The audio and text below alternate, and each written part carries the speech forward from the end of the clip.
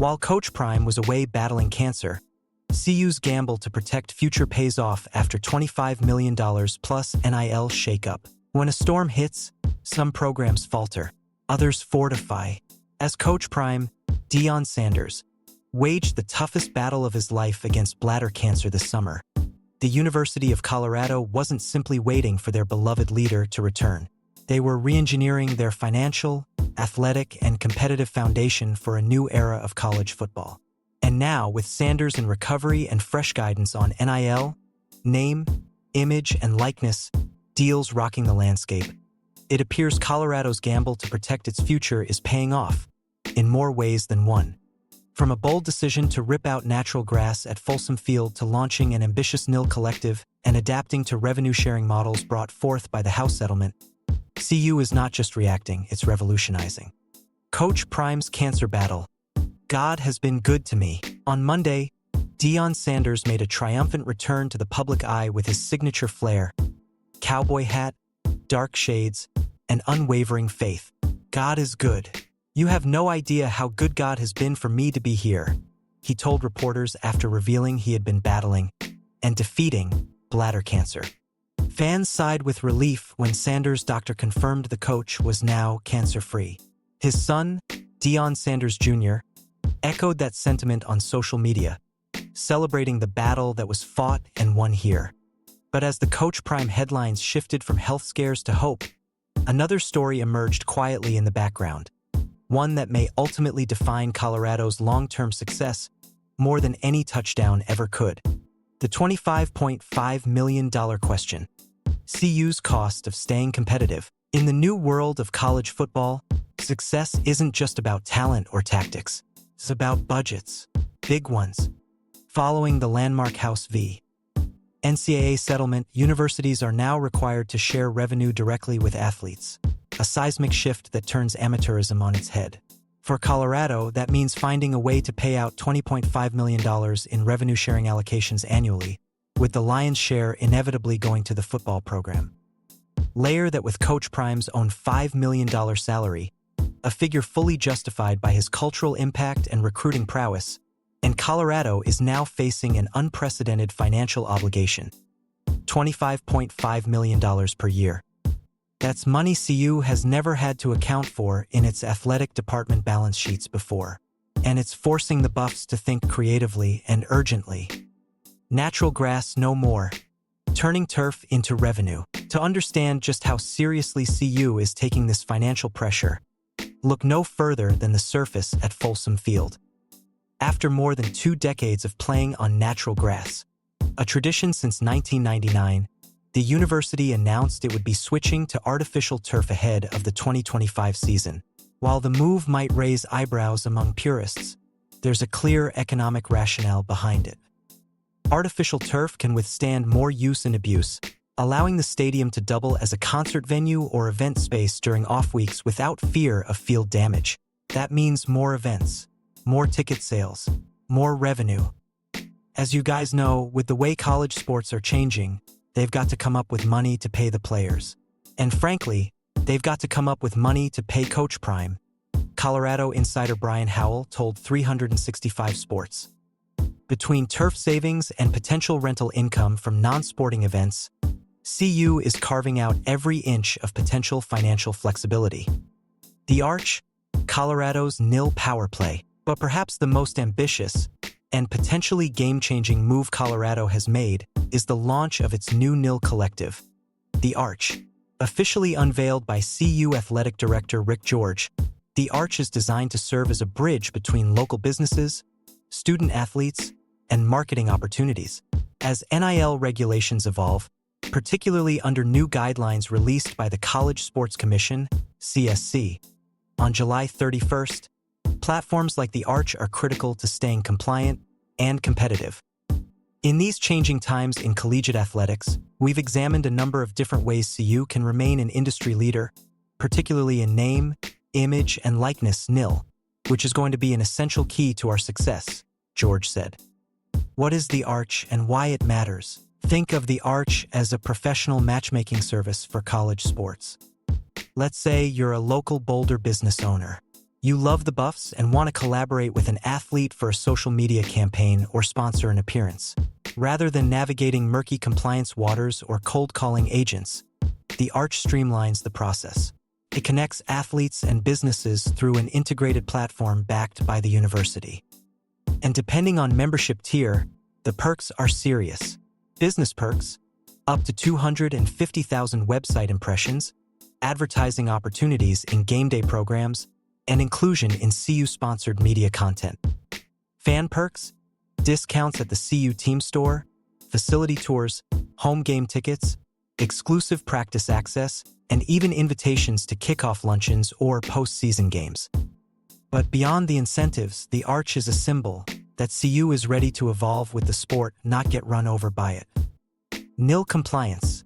CSC's watchdog role becomes crucial. The timing of the Arch's launch couldn't be more strategic. On July 31st, the College Sports Commission issued updated NIL guidance, stating it would review previously invalidated deals and now accept those consistent with revised guidance. That includes partnerships with associated entities like collectives or boosters, acting as legitimate marketing agents, a green light for university-linked NIL collectives like the Arch. The CSC also emphasized the importance of valid business purpose in NIL deals. Gone are the days of funneling money to athletes through shell collectives with no real product or service attached. Now, businesses must show a genuine exchange, and the Arch's structure appears tailor-made for this era. PayPal partnership, streamlining athlete compensation. CU has also locked in a partnership with PayPal to manage direct athlete payments, a critical move in a world where transparency and accountability around NIL deals can make or break a program's reputation. This partnership ensures that when players receive revenue-sharing payments or compensation for NIL activities, the process is seamless, trackable, and IRS-friendly. With big money now flowing into player wallets, this infrastructure is non-negotiable. Financial fatigue.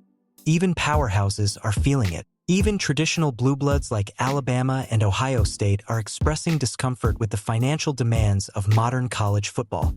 Colorado, while making headlines thanks to Coach Prime, is still not considered a historical powerhouse in terms of budget. That makes every dollar count.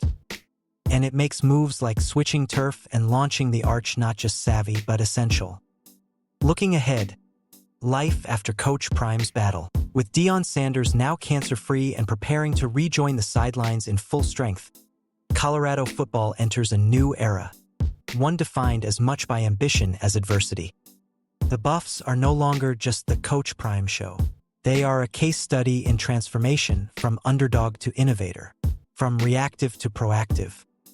And if early results are any indication, they're not just surviving, they're thriving.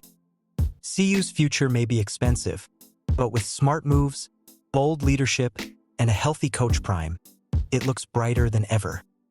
Kevin Stefanski changes Shedeur Sanders' role as Browns finally move toward QB1 decision, report. In Cleveland, quarterback drama isn't just an off-season sideshow. It's a perennial main event. And this year, the familiar tension has returned in full force, only with new characters and higher stakes. The city that spent decades searching for its quarterback messiah now finds itself juggling 4 signal callers, each with distinct pros, cons, and storylines. But if there's one rookie whose every move is being dissected under a microscope, it's Shedeur Sanders. From fiery social media debates to barbershop banter and locker room whispers, Sanders has become the face of a battle he's just begun to fight. And according to the latest from Browns camp, head coach Kevin Stefanski may have finally adjusted his strategy, elevating Sanders into a role more reflective of his potential, even as Joe Flacco continues to take first-team reps. The rookie everyone's watching. Ever notice how some NFL stories simply refuse to fade? Shedeur Sanders' NFL journey is one such saga, filled with hype, skepticism, and curiosity. Some point to his lineage, the son of Hall of Famer Deion Sanders. Others talk about his draft slide from a projected top 2-round pick to the 5th round. And then there's the shadow of the Cleveland Browns, a franchise long burdened by quarterback instability. But for all the noise, Sanders has stayed grounded. He's said little. He's practiced hard. And, most importantly, he's let his play do the talking. Now, new developments suggest Stefanski and the Browns coaching staff are beginning to take notice. Inside the shift, Stefanski's strategy evolves. According to Browns insider Mary Kay Cabot, speaking on the 92.3 The Fan podcast, Sanders is finally starting to get meaningful chances. They brought him along really nicely. Done a really nice job with it, and he's done a nice job with it, Cabot reported. That aligns with recent on-field developments. For the first time since camp opened, Sanders took real reps against the Browns' first-team defense. While he finished 6 of 10 without a touchdown or interception in those drills, the takeaway wasn't the stats, it was the trust. This wasn't a ceremonial handoff. It was Stefanski giving Sanders a real taste of top-level competition. And in Cleveland's crowded quarterback room, that speaks volumes. Social media theories. Breaking the rookie? Still, not everyone's convinced the Browns are giving Sanders a fair shake. Miami-based rapper and sports commentator Luther Campbell stirred controversy by claiming NFL ownership intentionally drafted Sanders in the 5th round to break him. But Cabot, widely considered one of the most informed Browns beat reporters, dismissed that rhetoric. Most people really don't have the inside intel to know exactly what's going on, she said.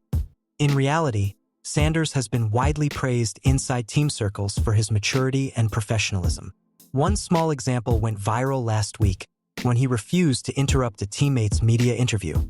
It was crucial for him to express everything he needed to say, "And then I'm here," Sanders said, showing both poise and respect. A combination that's become his signature. Who's really QB1? So, who's actually leading this quarterback race? Despite Sanders' recent rise, veteran Joe Flacco is still handling the majority of first-team reps. With Kenny Pickett nursing a hamstring injury and Dillon Gabriel splitting time with the second unit, the current hierarchy is Flacco on top, for now. That could change quickly. Offensive coordinator Tommy Rees struck a balanced tone. "I think you gotta give them all the job, right?"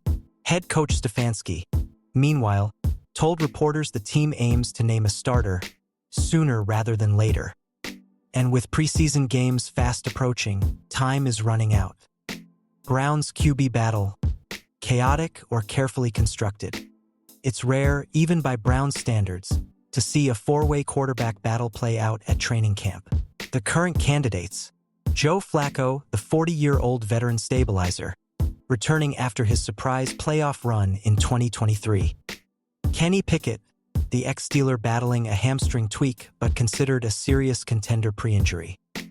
Dillon Gabriel, the efficient, NFL-ready rookie out of Oregon with a calm demeanor and growing command.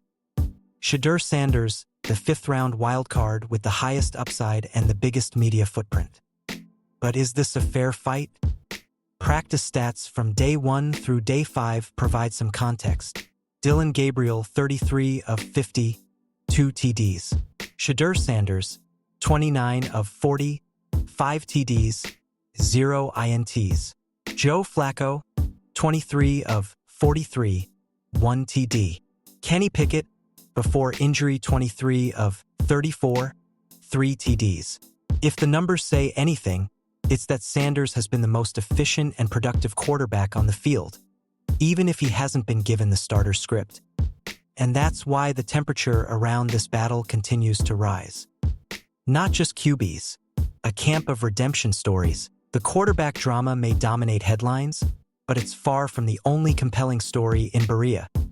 Take wide receiver Deontay Johnson, for example. After bouncing between 4 teams in a single calendar year, Carolina, Baltimore, Houston, and then back to Baltimore, he landed in Cleveland on a veteran minimum deal. It wasn't glamorous, but Johnson is making it count. "That was really the only team that hit me up," Johnson said. "I'm here to put last year behind me and come back strong in 2025. Now, with a thin receiver room behind Amari Cooper, Johnson is suddenly in the mix to be the Browns' number 2 option, a development that could play a massive role in who ultimately wins the quarterback job. Physicality ramps up at camp. It's not just depth charts getting tested, it's bodies too. Stefanski and his staff have introduced more live tackling in practice this year, a departure from recent camps. Players like Jerome Ford and Jack Conklin have embraced the intensity, and insiders report the energy amped up when the pads came on. This approach isn't just about conditioning. It's about identifying who can withstand NFL-level physicality before the preseason even begins.